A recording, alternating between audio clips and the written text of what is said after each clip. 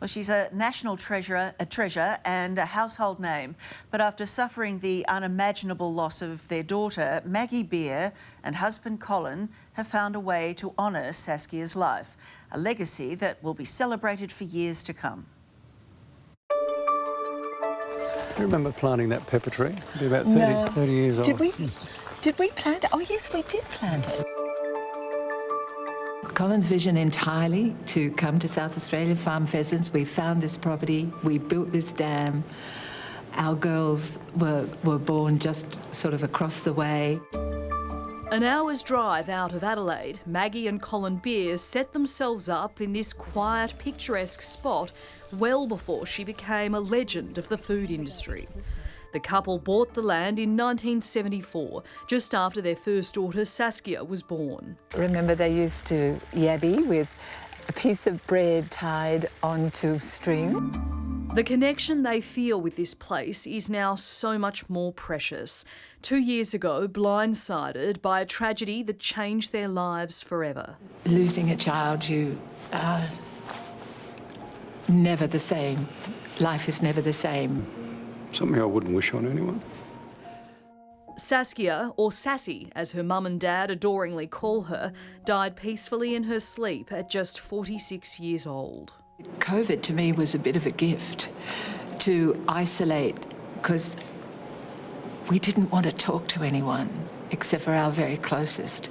And so I couldn't imagine going out into the world and have everyone want to speak about Saskia. It just would have been too hard. After Saskia died, did you spend much time in the kitchen? Yes. My happy place is being in the kitchen, and Saskia, everything about the family celebrations had all our lives been in the kitchen. So it gave me comfort. And it doesn't take long to see Maggie's eyes light up as she cooks. If you have space in the pan, you get more pan frying. I love vegetables and I love pumpkin, and Sassy and I shared this love of pumpkin. And so these have already been roasted because they take about 25 minutes. Just like her mother did, loyal and kind-hearted Sassy found her way with food. Saskia inherited this ability to cook naturally, which I had inherited from my father. It actually went down, and it was just an absolute... She was a natural. It was her relaxation as well. No. After a really hard day, she'd go home and cook a 3-course meal. I thought that was crazy. We met Saskia alongside her sister and mum in the kitchen when Tracy visited the family in 2019. Even when I think I've done all the cooking, Saskia will still come and bring half the dinner that's extra, because... That would be the good her.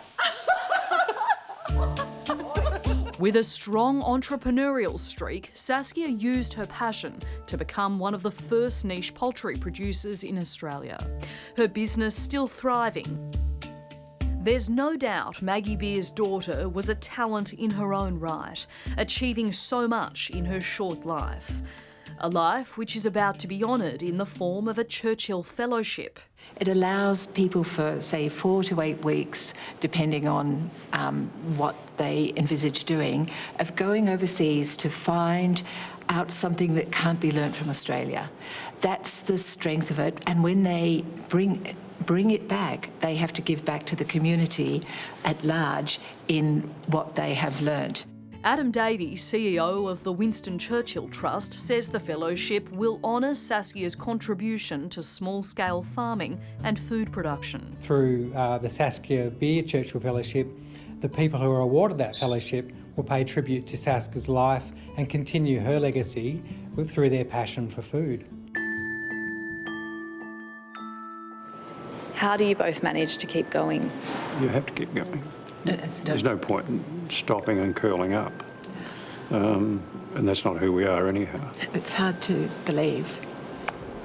You do go through those periods. It's very hard to believe it's happened.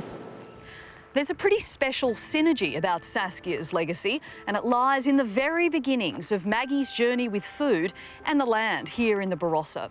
Almost 50 years ago, her husband was awarded a Churchill Fellowship, and so it was thousands of kilometres away on the border of Scotland that an idea was born and an empire would grow.